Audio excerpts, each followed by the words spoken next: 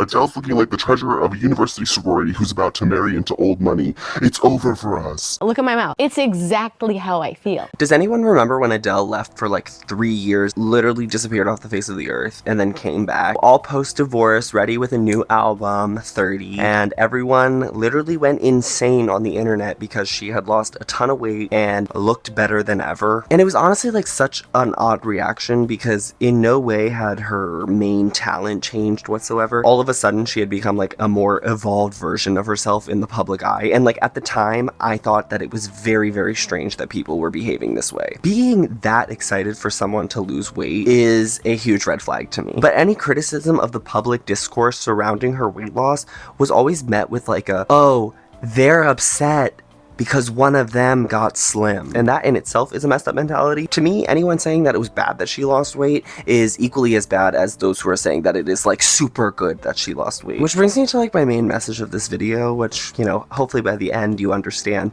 is that nobody is entitled to anyone else's body in terms of the way that they look, the kinds of things that they're putting out. And so if you were criticizing the public for praising Adele's weight loss, I just want to say you're valid and I'm on your side. The excitement was very bizarre, and it definitely brought to light some of the blatant fat phobia within the internet. Which brings me to the topic of today's video, Sam Smith. I feel like the public reactions to Sam Smith's journey were the complete opposite of what we saw with Adele. Sam Smith's journey has been very publicly scrutinized in the media regarding their body and their gender. In an era of music where shock value greatly motivates the choices that artists teams are making for them in terms of public persona and change, it's honestly weird that the internet has given up completely into terms of a passive fan base for Sam Smith. I feel like the dichotomy of the internet's fat phobia is really well illustrated in these two examples of Adele and Sam Smith. Adele being the weight loss story that is overly praised, and Sam Smith being the weight gain story that sort of gets publicly scrutinized. Now, it's no secret that Sam Smith's journey in regards to their body and gender have been very heavily picked apart by the media and the internet alike. And it's honestly very surprising because the side of the internet I'm on is body neutrality, body positivity, things like that. And I don't see a lot of people defending Sam Smith when it comes to public humiliation and online hate. But I think that the internet has completely given up on Sam Smith in terms of passive fan base. And so unless somebody's a big fan, you don't really see people defending them. And I think it's safe to say that Sam Smith's most recent releases have been pretty divisive in terms of morality and relevance. I mean, the public perception of Unholy was either like, you think that it is satanic and demonic, or you just think that it's an annoying song. Despite having massive numbers and receiving incredible mainstream success in terms of like TikTok usership, I think at the time, the single put Sam Smith back into mainstream relevance. It wasn't good because Sam Smith had changed a lot since the last time they were in public relevance. Because there is a forgotten album in there. The first time Sam Smith was super, super relevant was in The Lonely Hour. And their record label had sort of established them as this crooner with a soulful voice and a perspective of lovelorn and sad music that you could cry to, I guess, which continued on through their sophomore album, The Thrill of It All. Now, I mean, who could forget The Thrill of It All? We have songs like Too Good at Goodbyes, I'm way too good at goodbyes. Pray, Burning. I've been burning. It's literally one of my favorite albums of all time. I went alone to the concert in 2018 because nobody wanted to come with me because it was on July 4th.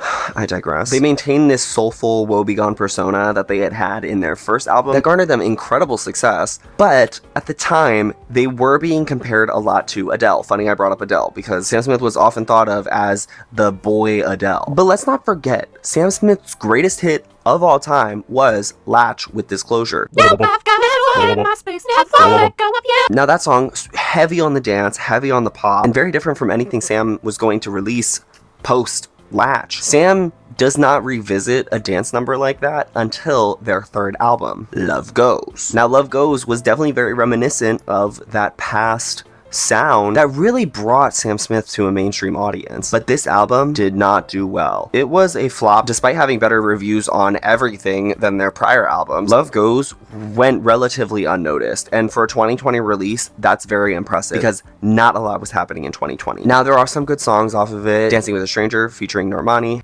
What you need to do, ooh, baby, baby, I'm dancing with a stranger. How Do You Sleep? Baby, how do you sleep when you like me? Promises. No promises, I can do floating rings, I'll give you everything. Diamonds. My diamonds with you. Those were probably the only 4 songs anybody really super paid attention to. I feel like some people paid attention to Fire on Fire, which again, Sam has always worked to meld this sad persona with this dance heavy club music. Now, following this album, there was a 2-year hiatus before Sam would release anything else, and then in 2022 we received Unholy featuring Kim Petras. Now, this song blew up. I think it's the most successful song ever to come out of like a TikTok craze. Like I said, the song's really divisive. You really like it or you really hate it. It was very different from anything people knew Sam Smith for. It kind of came as a shock, but I mean, the commercial success of the song is undeniable. It won a Grammy for a reason, but unfortunately, it wasn't enough to carry Sam's 4th and most recent album, Gloria. Now, Gloria is not necessarily Sam's least successful album, considering Unholy is quite possibly Sam's biggest hit in a decade. It was Sam's first song to hit #1 on the Billboard 100. However, the album itself only ever peaked at #7 on the Billboard 200. So what happened? How could a soulful, crooning, Best New Artist winner with commercial numbers indicative of a classic become a disco pop flop? Well, I was getting at it at the beginning of this video, but there's more. At the 2023 Grammys, when Unholy won for Best Duo Performance, Sam Smith and Kim Petras did perform it live. The show was good, but honestly, the live performance was thought out. It was intentional, dancing on point. Everybody was doing their job, essentially. It wasn't received very well because of satanic panic. I mean, not a new concept, but I feel like Sam Smith has been at the brunt of the satanic panic for a while now, considering the effects of satanic panic have sort of created a jump ship or like a dog pile onto Sam. So the reception of this performance was one part religious bigots, and then the other part, dumb religious bigots. Now, to this day, we still have like analyses of this performance saying that it has covert demonic and satanic messages, which honestly, it's not covert. You're singing about infidelity. It's called Unholy. You're repeating unholy, unholy, holy. You're saying in a celebratory manner, a pop, almost fun, a ritualistic way. That's the main part. Unholy. It's the name of the song. They want you to just have this in your head all day. Unholy, unholy. The other part of it was that conservatives were concerned because it was targeting children. Don't even get me started on how conservatives are targeting children and indoctrinating them into their ideology, but whatever. Basically, everybody like Ted Cruz, Marjorie Taylor Greene, Elon Musk, that this was some indoctrination tactic to get children to start worshiping Satan. Sam was met with an onslaught of hate by geriatric internet trolls, essentially, and even in real life, Sam was screamed at on the streets of New York by some old woman saying Sam Smith needs to go to hell. Sam Smith, you're evil! Barely anybody came to Sam Smith's defense. People thought it was funny online, or at least the people who saw the video. I don't know if everybody knows about this. So if you had no problem with the Satan aspect of the performance, then you had a problem with the fact that it was cringy. The underlying cause of the cringe had nothing to do with the actual subject matter or anything. Basically, this one performance was the downfall of Sam Smith's entire internet presence. Either you thought it was satanic, or you thought it was cringy and deserving of hate, or you were somewhere in the middle where you didn't care enough to be a part of the discourse whatsoever. And you're like, geez, why would people hate Sam Smith if they're not like conservative? I'm gonna sit you down right now. Because you hate queer fat people. Oh, a little too real, right? Now, it's no secret that for the duration of their first 2 albums, Sam Smith did identify as gay, with songs on their debut album being essentially exclusively about queer relationships. However, Sam did a spectacular job of resonating those emotions with a universal audience. The love for that specific version of Sam Smith was abounding, and the acceptance was really, really great for the time. However, as Sam Smith evolved as an artist and as a human being and discovered things about themselves that they did not know prior to their first 2 albums, they became less palatable as a queer person to the commercial audience. At this point in Sam's career, they were identifying as gay, but a man, which was just enough identity politics for the commercial audience at the time, like queerness for the family. Sam Smith sustained this clean boy aesthetic for 2 full album cycles. In Sam's album, The Thrill of It All, they do give some insight into their relationship with religion at the time, and on Pray, they even tell about how they've fallen out of it, even though know, but sometimes feeling like they can still have a connection to it despite how the church does not necessarily like gay people, which is very foreshadowing for what Unholy ended up being. And I feel like Kim Petras said it really beautifully post Grammy win when she said that the performance was really a take on not being able to choose religion and not being able to live the way people might want you to live. And I think a lot of people have labeled what I stand for and what Sam stands for as religiously not cool. I personally grew up wondering about religion and wanting to be a part of it, but then slowly realized it doesn't want me to be a part of it. Now in 2019, just before the release of Love Goes, Sam posts a tweet detailing their experience with defining their gender. Today is a good day, so here goes. I've decided I'm changing my pronouns to they, them. After a lifetime of being at war with my gender, I've decided to embrace myself for who I am, inside and out. So Sam Smith comes out as non-binary. But of course, there's always those conservative fuckers who are going to be like annoying about it, and despite it not affecting them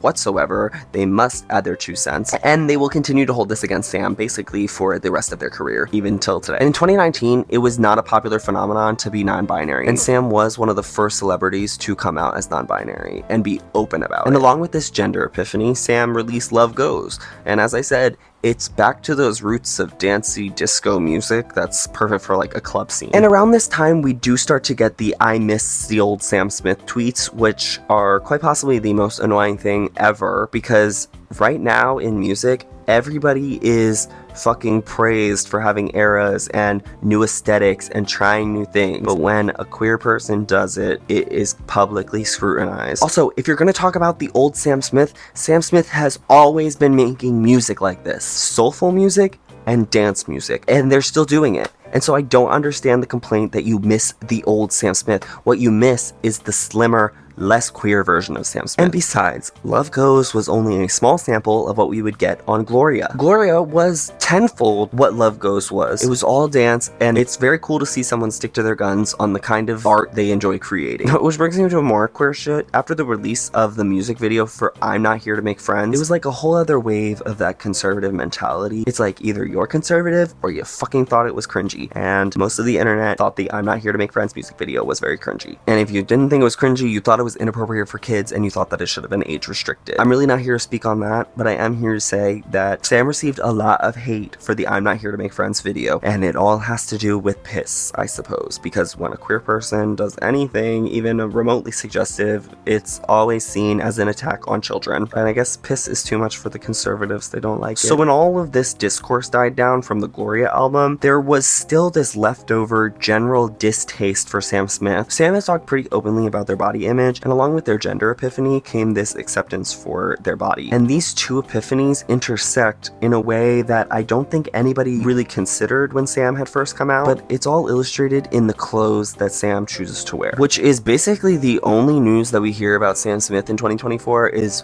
what clothes they're wearing and how bad the clothes look on them. There's a vast difference between the public perception of the clothing that Sam Smith wears on their body versus the exact same clothes on a body like Harry Styles. Harry Styles is praised for wearing dresses and breaking gender stereotypes, but then we have someone like Sam Smith who is literally wearing the exact same clothes and getting scrutinized for it. And it's honestly embarrassing and backwards that someone is being publicly scorned for aligning their clothing with their gender identity while someone else is literally getting praised. And it's not only the showing skin part that people have a problem with. For some reason, even in clothes that completely cover all of Sam's skin, they still get public backlash. There was a viral video a while back of a man dressed up as a Teenage Mutant Ninja Turtle stage diving into a crowd and not getting caught by anybody, and everybody was saying that it was Sam Smith, even though it was very, very clearly not. Sam Smith is also compared to Shane Dawson in how they look, which there are a plethora of reasons why that is a bad thing and why that is harmful to Sam Smith's reputation, even though Sam Smith has really never even done anything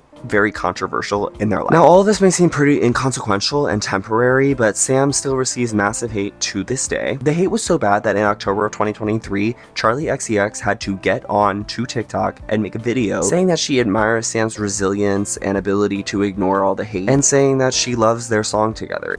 I'm about to release a song with Sam Smith, and the experience so far has been really interesting because never in my life have I seen somebody receive so many hateful comments online, and it's honestly been really disheartening. So I just want to say, Sam, I love you. I love our song together, and and I'm in awe of your strength. The fact that a collaborator had to get on the internet and basically just be like, why is everyone so angry at Sam, is really sad. And overall, the whole thing's really a shame because Sam Smith never really did anything controversial, and I think everybody just assumes that they were canceled for some reason. But the only two controversies they've ever had was being wrong publicly on the stage of the Oscars about being the first gay person to win an Oscar, and then doing a song about the devil and dressing up as the devil. Like, I'm just really tired of the discourse, is essentially why I'm making this video. We really failed Sam Smith as a person. Like, are we still in the early 2000s? Like, are we still tabloids? Are we still taking pictures of people without their consent and like scrutinizing the clothes that they wear just out on the street? Like, I just feel like it's weird. Also, Sam Smith has always been queer. Why are you shocked? You're just upset that they're too queer. Fuck off. If you like this video, consider leaving a comment and telling me that you liked it, or if you didn't like this video, don't leave a comment and don't tell me that you didn't like it. Subscribe, like the video, follow me on Instagram at Jake Thatcher, follow me on TikTok at Jake Thatcher, and go watch my podcast. It comes out every other Monday. Talk nasty to me. I have to go because my dog is very tired. Ryan Gosling boss crashes into us. To die by your side is such a